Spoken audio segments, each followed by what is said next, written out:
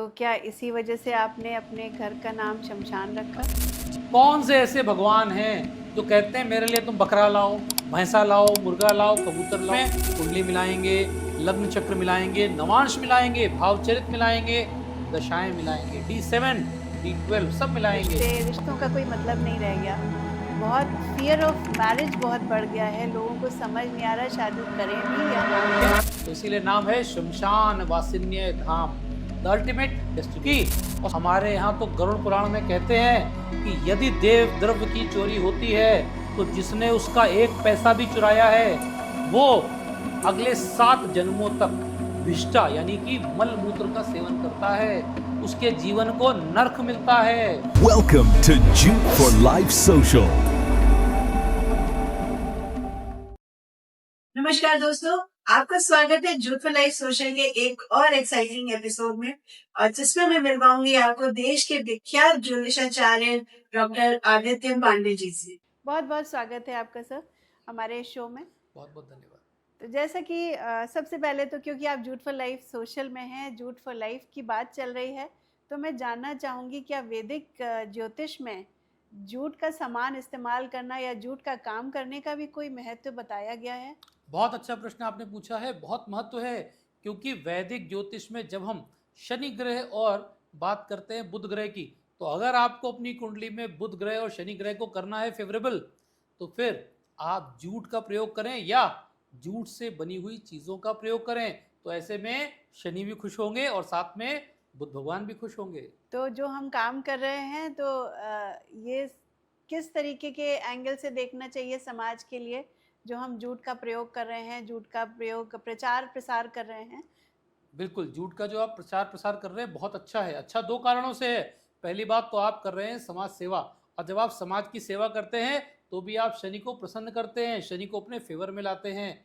और बुध जो कि वाणिज्य के भी कारक हैं, बुध जो कि हमारी वाणी के भी कारक हैं और कारक हैं हमारी बुद्धि ज्ञान के।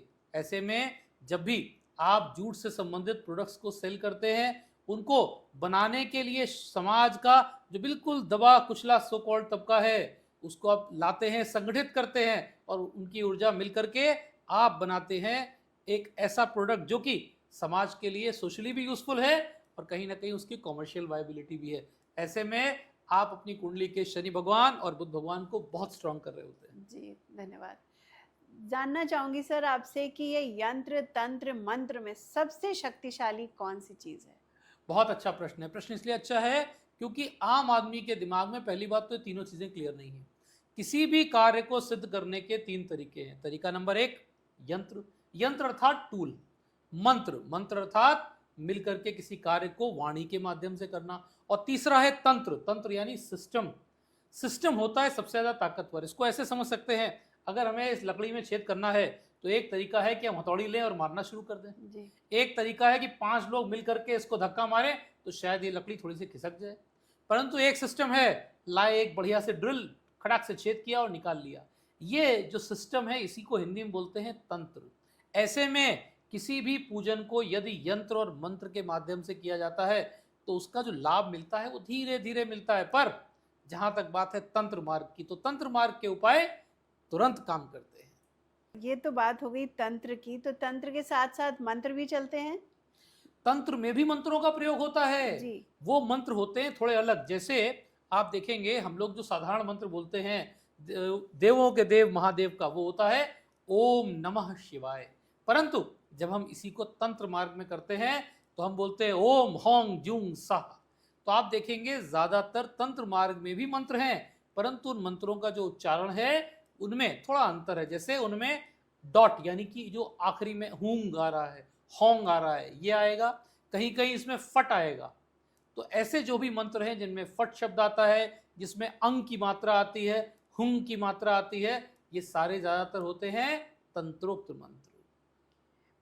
तंत्र की साधना मतलब मैया की साधना, तो कहाँ होती है मैया की साधना और कौन करते हैं, थोड़ा सा इस बारे में बताइए। तंत्र की जब साधना की जाती है तो तंत्र की साधना में भी उतनी ही पवित्रता चाहिए जितनी चाहिए नॉर्मल पूजन में। तंत्र शास्त्र में जब हम पूजन करते हैं तो पूजन के 2 प्रमुख स्थान हैं। पहला तो नियम है कि पूजन होना चाहिए शमशान में। दूसरा, यदि शमशान नहीं उपलब्ध है तो फिर एकांतवास में पूजन किया जाता है। ये पूजन कभी भी सामूहिक या बहुत से लोगों के बीच में नहीं किया जाता। तंत्र साधना में शमशान का महत्व है, क्योंकि शमशान वो स्थान है जहां पर आप देखेंगे शांति होती है। वहां पर जाकर मन, विचार, बुद्धि तीनों ही बिल्कुल ब्लैंक हो जाते हैं। कितना ही लालची व्यक्ति हो, जब शमशान पहुंचता है तो कहता है अरे बताओ, पैसा सब मिथ्या है, सब बेकार का है, अल्टीमेटली तो जीवन यहीं खत्म हो रहा है। तो ऐसे में आप विचार करेंगे तो पाएंगे कि शमशान एक ऐसा स्थान है जिसको मैं बहुत पवित्र मानता हूँ। मैं मानता हूँ ऐसा केंद्र जहां पर जाकर तंत्र की अधिष्ठात्री देवी मैया महाकाली जी और देवों के देव महादेव का पूजन किया जाता है। तो क्या इसी वजह से आपने अपने घर का नाम शमशान रखा? जी बिल्कुल। जब मुझे अपने घर का नाम रखना था तो मेरे मन में विचार था कि मैं नाम क्या रखूं। तो जैसे मकान के बाहर हमेशा वहां के मालिक या मालकिन का नाम लिखा होता है, तो चूंकि मैं मानता हूं कि मेरे हर मकान की मालकिन सिर्फ एक है, मेरी मैया महाकाली, और चूंकि मकान मेरा धरती पर है, यदि पहाड़ पे होगा तो मैं उसका नाम कैलाश रखूंगा, परंतु चूंकि धरती पे है तो मेरे मन में आया कि मैया के नाम से रखें, तो इसीलिए नाम है शमशान वासिन्य धाम, द अल्टीमेट डेस्टिनेशन। और सौभाग्य है कि इस मकान का जो नंबर भी है वो है 108। सनातन में हम इसको बहुत शुभ मानते हैं। आजकल जो कि समय चल रहा है, आप देख ही रहे होंगे कितने न्यूज़ में चीज़ें आ रही हैं, रिश्तों का कोई मतलब नहीं रह गया। बहुत फियर ऑफ मैरिज बहुत बढ़ गया है, लोगों को समझ नहीं आ रहा शादी करें भी या ना करें। इसमें आपका क्या कहना है सर?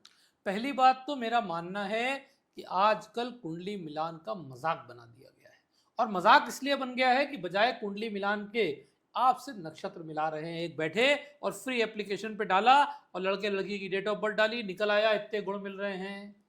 अभी रिसेंटली जो दुर्घटना हुई है पुणे में, उसमें तो 27 गुण मिले थे जी। 27 गुण के बाद भी वहां डिवोर्स की स्थितियां बनी, ऐसी स्थिति बनी जहां दुर्घटना हुई, शायद मर्डर हुआ है, शायद घटनाएं हुई हैं। मेरा ये मानना है कि पहली बात तो प्रॉपर कुंडली मिलान करिए, और कुंडली मिलान करना है, नक्षत्र मिलान नहीं करना। सिर्फ कुंडली मिलान में कुंडली मिलाएंगे, लग्न चक्र मिलाएंगे, नवांश मिलाएंगे, भावचरित मिलाएंगे, दशाएं मिलाएंगे, D7 D12 सब मिलाएंगे, और जब पूरी कुंडली का मिलान होगा तो मेरा वादा है कि इस तरह की दुर्घटनाएं नहीं होंगी। पर हाँ, दुर्भाग्य यही है कि आजकल हर किसी को शॉर्टकट चाहिए, 15 मिनट के अंदर पूरा कुंडली मिलान सामने आ जाए। मैं एक ही बात पूछता हूँ कि भैया शादी करने जा रहे हो, आईफोन का मॉडल नहीं है जो अगले साल नया आ जाएगा, ये जिंदगी का सवाल है। 2 परिवारों की शादी होती है हमारे यहाँ, ऐसे में विवाह संस्कार कम से कम 3 4 5 दशक के हिसाब से मान के चलो। इसलिए मेरा ये डर है कि जो वर्तमान परिस्थितियां आ रही हैं, कोई बड़ा आश्चर्य नहीं कि 2030 आते आते समाज में लोगों का विवाह नाम के इंस्टीट्यूशन से विश्वास खत्म हो जाएगा। होगा। तो सर, शादी की बात हुई कि कुंडलियां नहीं मिलाते हैं लोग, लेकिन कुछ लोग जो है बार बार कुंडली मिलाने पे यकीन करते हैं। एक शादी नहीं चली, दूसरी नहीं चली, तीसरी भी शादी करने की हिम्मत रखते हैं। आमिर खान को ही देख लें, क्या सोच है इसके पीछे कि आप शादी पे शादी किए जा रहे हो? क्या चाहत है उनकी एक्चुअली? मेरा ये मानना है कि ज्यादातर जिनकी कुंडली में दैत्य गुरु शुक्राचार्य बहुत प्रबल होते हैं, उनकी कुंडली में परफेक्शन की आदत होती है, उन्हें हर काम परफेक्ट चाहिए, और ये परफेक्शन वो अपने स्पाउस में भी तलाश करते हैं। दुर्भाग्य यह है कि मैं हमेशा कहता हूँ, जरूरी नहीं है कि जितने आप परफेक्ट हो उतनी ही आपकी वाइफ भी परफेक्ट हो। ऐसे में क्या होगा, वैचारिक मतभेद होंगे, तनाव होंगे, मनभेद, मतभेद, और अल्टीमेटली वो जाके कचहरी में पहुंच जाते हैं, जिसके कारण अक्सर देखने को मिलता है कि एक शादी नहीं चली, दूसरी, फिर तीसरी। जहां तक बात है आमिर खान जी की, उनके बारे में मैंने एक भविष्यवाणी पहले भी की थी, फिर से आपके चैनल पे कर रहा हूं। वो अगर 7 शादियां भी कर लें तो मेरा विश्वास है कि वो शादियां नहीं चलेंगी, क्योंकि उनके भाग्य में वैवाहिक सुख नाम का चैप्टर नहीं है। ऐसे ही इस देश में 2 मोस्ट एलिजिबल बैचलर हैं, एक राहुल गांधी जी, दूसरे सलमान खान जी। मेरा मानना है ये दोनों कभी जीवन में शादी नहीं करेंगे। और जो लोग अच्छा, जो जिनका बच्चों का मन बन जाता है कि वो शादी नहीं करते, उनका रुझान नहीं होता, उसके पीछे कौन से ग्रह होते हैं? क्योंकि ये भी एक बहुत कॉमन प्रॉब्लम है आजकल हर फैमिली में, बच्चे बाहर चले जा रहे हैं। बढ़ रही है, उसके 2 कारण हैं बहुत बड़े। एक तो है सामाजिक परिदृश्य, क्योंकि जब आप जाते हैं वेस्टर्न वर्ल्ड में, वहां आप देखते हैं कि पता चला बच्चों को शादी में इंटरेस्ट ही नहीं है, 40 साल तक वो करियर बना रहे हैं, और अगर इंटरेस्ट आया भी तो लिव इन रिलेशनशिप है। जब भी कुंडली में देवगुरु बृहस्पति नीच के होंगे, कुपित होंगे, 6th हाउस, 8th हाउस या 12th हाउस में बैठेंगे, ऐसे व्यक्ति के साथ प्रॉब्लम ये आती है कि वो विवाह नाम के बंधन में नहीं बंधना चाहता। ऐसे लोगों को आज़ादी पसंद होती है, तो कहते हैं अगर रिलेशनशिप है भी तो मैं उस रिलेशनशिप को उस स्तर तक रखना चाहता हूँ या रखना चाहती हूँ जहाँ पर मैं बंधूं नहीं, रिस्पॉन्सिबिलिटी और लाइबिलिटी नहीं चाहिए।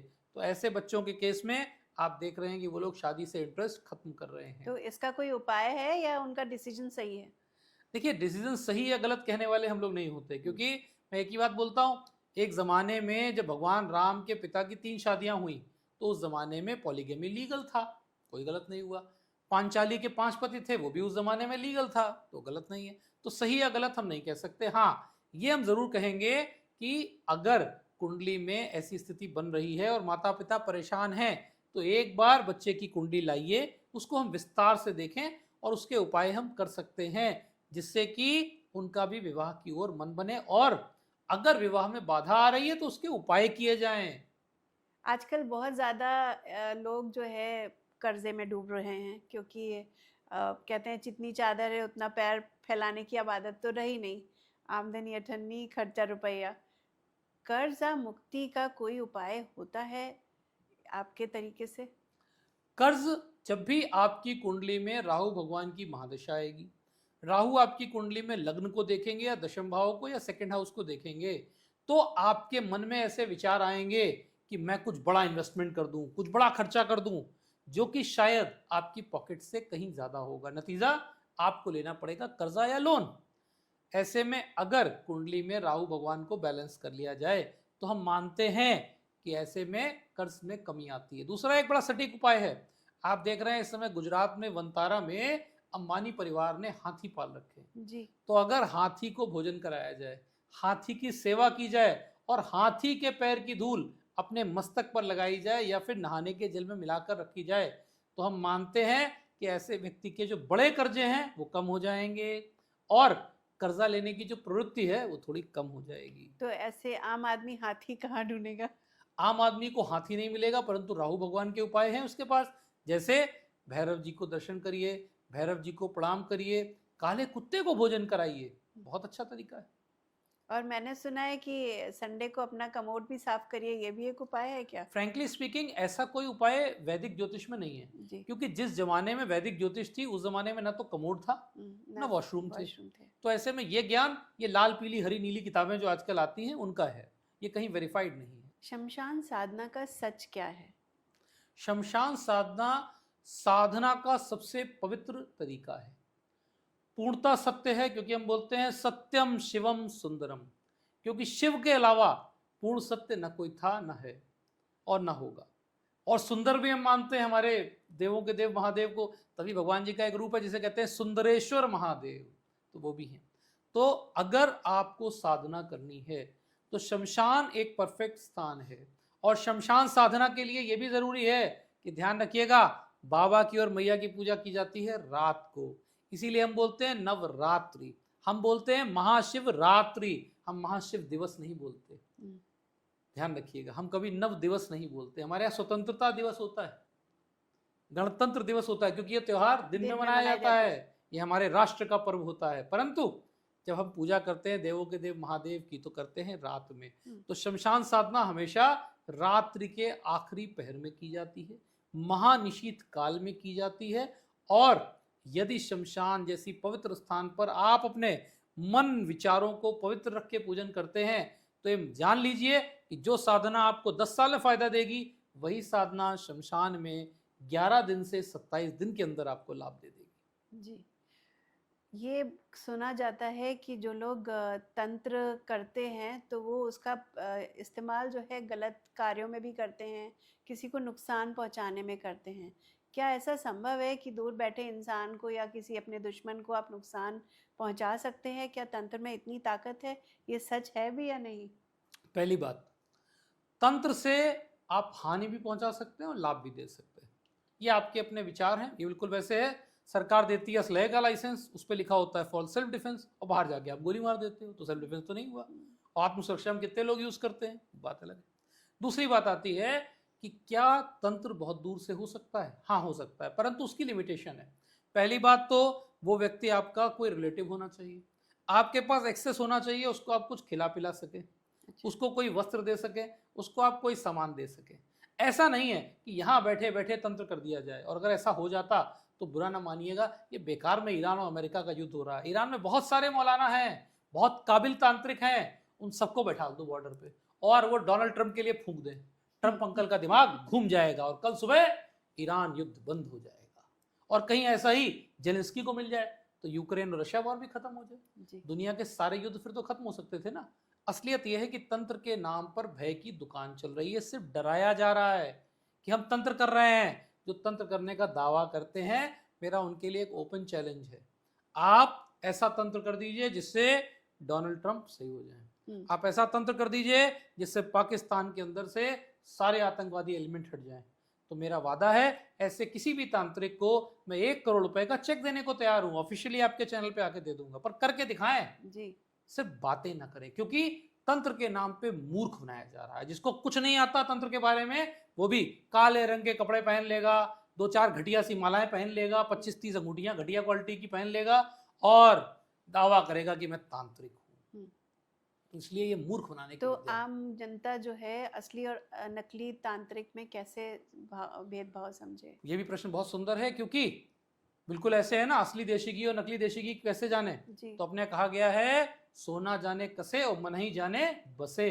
तो पहली बात तो आप उन तांत्रिक महोदय से या महोदया से मिलिए। जब आप मिलेंगे तो मेरा मानना है, हम सभी के अंदर ईश्वर ने एक सिक्स सेंस दिया है, जिसको हम बोलते हैं पूर्वाभास। कहते हैं ना, आवत ही हर्षे नहीं नैनन नहीं सने तुलसी, तहां न जाइए चाहे कंचन बरचे में है। तो ऐसे में कोशिश करें कि अगर आपको मिल करके अच्छा नहीं लग रहा है तो ऐसे व्यक्ति से दूर हट जाएं। दूसरी बात, जो भी इस तरह का दावा करते हैं, ध्यान रखिएगा कहीं वो पैसे की ओर आकर्षित तो नहीं है, क्योंकि जो असलियत में तंत्र साधक हैं उनका पैसे मोह माया से कोई लेना देना नहीं, क्योंकि तंत्र में वो फॉलो करते हैं अद्वैत का सिद्धांत, और अद्वैत में उनको मोह माया होती ही नहीं। मैं एक पर्सनल एक्सपीरियंस शेयर करना चाहूँगी कि किसी इलाज, अपने के इलाज के लिए मुझे बोला गया कि उनके पास चलते हैं और वो बलि चढ़ाते हैं। बलि चढ़ती, वो कुछ नहीं लेते लेकिन बलि चढ़ती है और उसका जो है खर्चा आता है 40-50 हज़ार रुपये। तो क्या ये सही है? एक बार मैंने अपनी मैया से प्रश्न पूछ लिया था। मैंने कहा, माँ मैंने सुना है कि आप तो शमशान वासिन्य हैं, आप तो महाकाली हैं, आपको बलि दी जाती है बकरे की, भैंसे की, मुर्गे की। तो बड़ा प्यार भरा उत्तर आया, बोली मैंने आज तक सिर्फ एक बार रक्तपान किया था, और वो भी मैंने किया था रक्त बीज का। उसके पहले या उसके बाद का एक भी ऐसा संस्मरण या दृष्टांत तुम्हारे वेद पुराण उपनिषद में लिखा है? कहीं नहीं लिखा। कौन से ऐसे भगवान हैं जो कहते हैं मेरे लिए तुम बकरा लाओ, भैंसा लाओ, मुर्गा लाओ, कबूतर लाओ? ये आपकी अपनी श्रद्धा है, आपके अपने विचार हैं, और दुर्भाग्य है कि हम लोग उसके प्रति आकर्षित हो जाते हैं।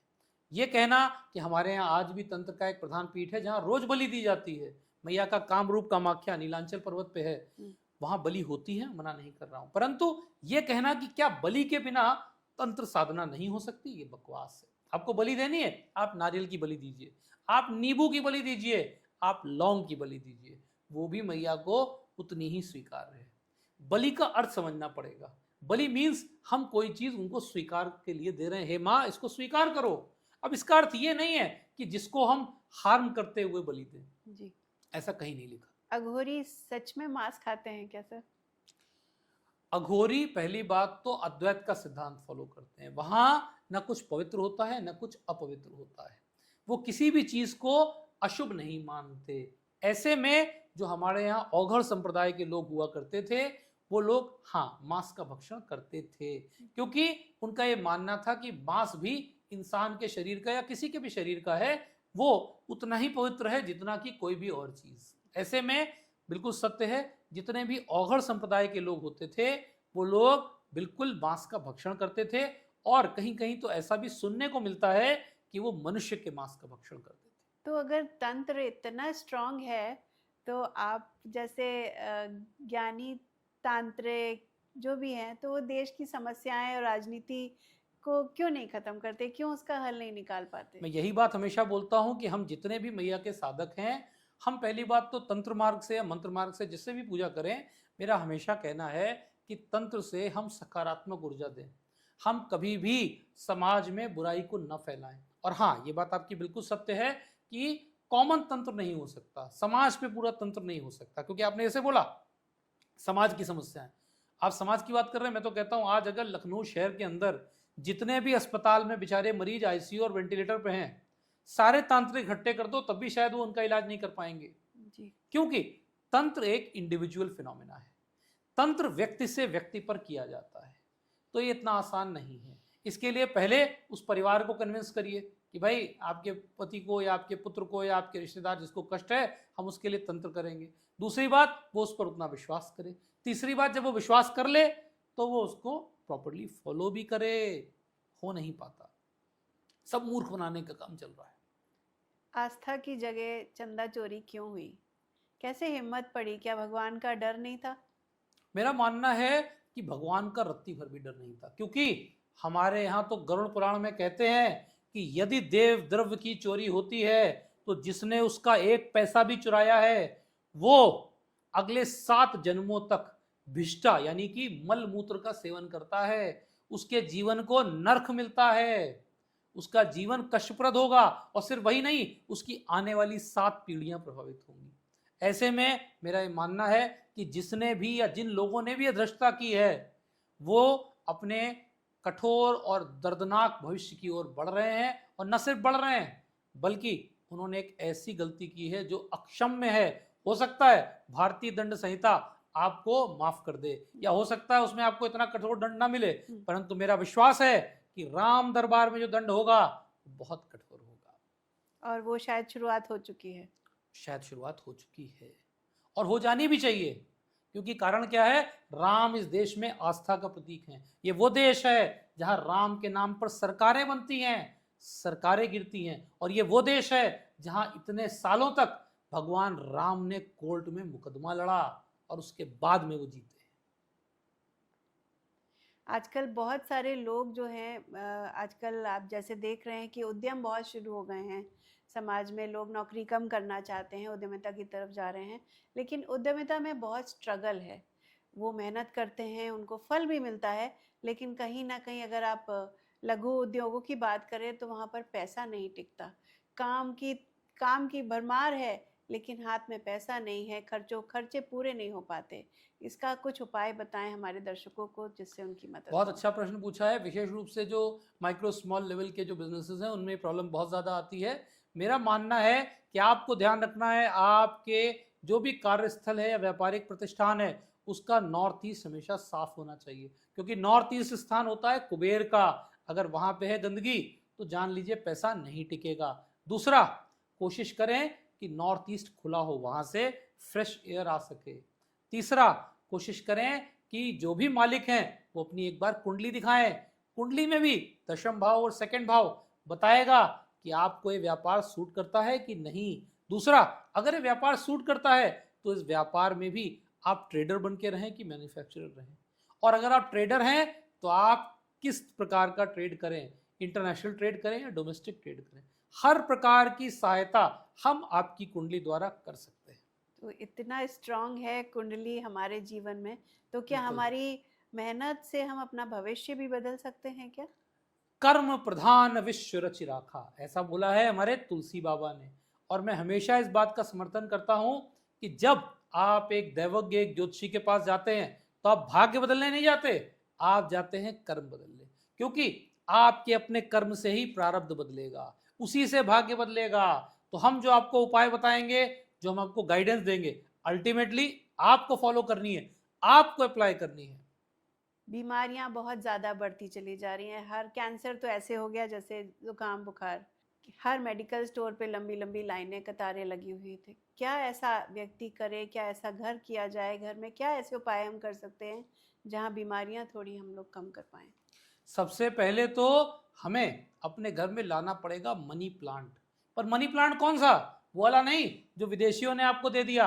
हमें लाना पड़ेगा असली मनी प्लांट, जो कि हमारे महल से लेके गरीब झोपड़ी के बाहर हुआ करता था, जिसका नाम है तुलसी। तो कृपा करके तुलसी का पौधा घर पर अवश्य लगाइए और उसको प्रतिदिन जल दीजिए, जल से सींचिए। दूसरा, मेरा मानना है कि अगर आप अपने घर में निरोग चाहते हैं तो घर में जब पोछा करते हैं या सफाई करवाते हैं तो थोड़ा सा फिटकरी डाल दिया करें उसमें, उससे क्या होगा, इन्फेक्शन में कमी आएगी। तीसरा, कोशिश करें कि घर में जो भी पात्र हैं जिनमें आप पानी पीते हैं, प्रभु कृपा करके प्लास्टिक में ना पिए, ताम्र में पीजिए, रजत में पीजिए। स्वर्ण सोना बहुत महंगा हो गया है, मोदी जी ने मना भी किया है, मत खरीदिए, ठीक है। पर हाँ, तांबे में पी सकते हैं, कांसे में पी सकते हैं। उससे क्या होगा, आपकी बॉडी में मेटल्स पहुंचेंगे, पॉजिटिव एनर्जी आएगी। And last but not the least, अपनी कुंडली दिखाइए, कुंडली के अनुसार देखिए। बहुत मज़ा आ रहा है आपसे बात करके सर, और बातें हैं कि ख़त्म ही नहीं हो रही। टॉपिक्स इतने ज़्यादा हैं आजकल, इतने ज्वलनशील टॉपिक हैं, चल रहे हैं। एक बेटी ने अपनी जायदाद के लिए अपने ही माँ बाप को, सगे माँ बाप को मार दिया। रिश्तों में बहुत दरार आ रही है, पति पत्नी, शायद एक्सपेक्टेशंस एक दूसरे से बढ़ती जा रही है। क्या है इसका रहस्य और इसको कैसे सुधारा जाए, कैसे बच्चों में ऐसे संस्कार दिए जाएं, कैसे अपने में इतनी जो है क्षमता लाई जाए कि हम दूसरे को एक्सेप्ट कर पाएं, क्या उपाय किया जाए जो एक आम आदमी सुकून से अपना जीवन जी पाए। कहते हैं माया महा ठगनी हम जानी, तुलसी बाबा ने ऐसा कहा है। तो माया सबको डिस्ट्रैक्ट कर रही है। और दूसरा सबसे बड़ा डिस्ट्रैक्शन है राहु भगवान का, क्योंकि सन 1990 के बाद से आप देखेंगे राहु यानी टेक्नोलॉजी ने हमारे जीवन को ट्रांसफॉर्म कर दिया है और साथ ही हमारे जीवन को कहीं ना कहीं खराब भी कर दिया है जी। तो हाथ में जो 6 इंच की स्क्रीन है ना, और बड़ी सी जो दीवार पे टंगी हुई 60-70 इंच की स्क्रीन है, और लैपटॉप के रूप में 16-18 इंच की स्क्रीन, इसने क्या किया है, आपके मन में काल्पनिक विचार बना दिए। अब समस्या ये है कि हर लड़के को अपनी पत्नी के पास वही जेवर देखने हैं जो कि मिसेस अंबानी पहने। हर लड़की को पति बिल्कुल वैसा चाहिए जैसे अंबानी जी के पुत्र हैं या कोई सेलिब्रिटी है। पहले के ज़माने में फिल्म फेयर मैगजीन महीने में एक बार आती थी, तो आपको लेटेस्ट अपडेट मिलते ही नहीं थे, आपको पता ही नहीं था। अब तो ये मालूम है कि कौन से मॉडल ने कौन सी चप्पल पहनी, कौन सा मोबाइल फ़ोन यूज़ किया, कौन से कपड़े पहने। तो उसके कारण हमारे जो एस्पिरेशंस हैं वो बढ़ गए हैं। और कुंडली में सबके राहु खराब हो रहे हैं। राहु खराब होने के कारण बाल तेजी से जा रहे हैं। आप देखिए आजकल का युवा गंजा हो रहा है, उसके बाल सफ़ेद होते जा रहे हैं क्योंकि राहु है खराब। और यही राहु आपको बहुत ज़्यादा लालची बना रहा है, आपको लोभी बना रहा है, आपको अपने परिवार, अपने रिश्तेदारों का कोई वैल्यू नहीं रहेगी। आपको सिर्फ क्या दिखता है, पैसा पैसा पैसा। तो मेरा ये मानना है कि ये चीज़ें अभी और बढ़ेंगी क्योंकि राहु का दौर अभी और बढ़ने वाला है। 2040 आते आते जो हमारा ये पारिवारिक पृष्ठभूमि है, कोई बड़ा आश्चर्य नहीं, ये खतरे में आ जाएगा। और हम जो न्यूक्लियर फैमिली में फिर भी ये तो देखते थे कि माता पिता बच्चे, वो दिन दूर नहीं कि माता पिता दिखेंगे वृद्धाश्रम में और बच्चे दिखेंगे नाइट क्लब्स में या फिर लिव इन रिलेशनशिप में। तो पति पत्नियों में अक्सर ही देखते हैं सब कुछ ठीक है, सब कुछ हासिल है लाइफ में, लेकिन रिश्तों में काफ़ी दरार आ रही है आजकल। इसका क्या उपाय है कि लोग रिश्ते संभाल के रख पाएं और चीज़ें मधुरता से चलती रहें? मेरा मानना है कि वैदिक ज्योतिष में कुंडली मिलान का सर्वाधिक महत्व है, क्योंकि जब कुंडली मिलाते हैं तो हम ये चीज़ देखते हैं कि सिर्फ शादी के समय दोनों एक दोनों के प्रति लॉयल न रहें, उनकी लॉयल्टी खराब दौर में, खराब वातावरण में, और जब ऐसी परिस्थितियां आए जहां की दोनों की लॉयल्टी तक पे बात आ जाए तो फिर वो लॉयल भी हों, एक दूसरे के प्रति संवेदनशील भी हों और एक दूसरे के भाग्य का वर्धन भी करें। इसीलिए कुंडली मिलान को बहुत महत्व दिया गया है। और कुंडली में भी हम लोग मिलाते हैं दशा, ताकि ये देख ले कि जब एक की दशा थोड़ी कमजोर आ रही है तो दूसरे की दशाएं सपोर्ट कर पाए। कहते हैं sir, everything is a game of belief. बिल्ली रास्ता काट जाती है, लोग रुक जाते हैं। बृहस्पति को बाल नहीं कटवाते, मंगल को ये नहीं करते, शनिवार को ये नहीं करते। इस चीज़ से डरते हैं, उस चीज़ से डरते हैं। कहाँ तक सत्यता है इसमें? पहली बात तो सनातन धर्म 3 चीज़ों से बना है। पहला है धर्म, दूसरा है रीति और तीसरी है प्रथाएं। तो बहुत सारी हमारी ऐसी चीज़ें हैं जो प्रथा का हिस्सा है। जैसे बिल्ली रास्ता काट गई, ये कहीं लिखा नहीं है कि बिल्ली रास्ता काटने का क्या असर है, पर हाँ ऐसा लोगों ने महसूस किया तो वो एक प्रथा बन गई कि बिल्ली रास्ता काट जाए तो पीछे हो जाओ, खाली बाल्टी दिख गई तो बुरा है। तो ये बहुत सारे ऐसे प्रथाएं हैं और कुप्रथाएं भी हैं। मेरा ये मानना है धर्म को फॉलो करिए, पहली बात। दूसरी बात, अपने इष्ट को, अपने गुरु भगवान को और अपने आप पर विश्वास करें। आपका जीवन एक ट्राइपॉड पे है, आत्मविश्वास, गुरु पर विश्वास और अपने ईश्वर पर विश्वास। अगर इन 3 पर आपको विश्वास है तो ये जान लीजिएगा इनकी गाइडेंस में आप कभी भी असफल नहीं हो सकते। मैया कहती हैं तूफान आएंगे, तूफान हिलाएंगे, परंतु तूफान नहीं गिराएंगे। बहुत अच्छा लगा आज आपसे बात करके सर। बहुत सारी ज्ञानवर्धन हुआ है आज हमारा और हमारी ऑडियंस का भी। मैं तो ये कहूँगी कि जो आपकी ज्ञान है, आपकी शिक्षा है, और आपको देखकर मैं एक और बात कहना चाहती हूँ कि एक सर का पोलियो ड्रॉप्स की वजह से, साइड इफ़ेक्ट की वजह से बचपन से पैर में डिफेक्ट आया, लेकिन उसके बावजूद उन्होंने अपनी एक ऐसी शख्सियत बनाई, इतनी नॉलेज गेन की, इतना पावरफुल अपनी डेस्टिनी बनाई कि आज वो हज़ारों करोड़ों दिलों पर राज कर रहे हैं और अपने जैसा जैसा चाहते हैं वैसा जीवन जी रहे हैं। तो आपसे बड़ी इंस्पिरेशन तो कोई हो ही नहीं सब मैया सकता। का आशीर्वाद है। सब मैया का तो आशीर्वाद है ही, लेकिन आपकी भी कहीं कहीं ना कहीं आपकी वो विल पावर थी जिससे बिल्कुल। आप ये कर पाए। नहीं तो लोग अपनी कमियों के कि मैं ये हूँ, कि मैं ये कमी है, वो नहीं है, लोग कहीं ना कहीं भटक जाते हैं, अटक जाते हैं। बट आप एक बहुत बड़ा इंस्पिरेशन है, रोल मॉडल हैं हम सबके लिए। सब मैया और का आशीर्वाद है।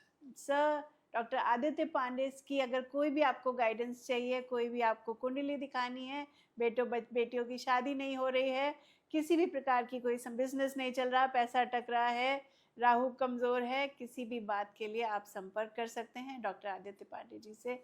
बहुत बहुत धन्यवाद। नमस्कार।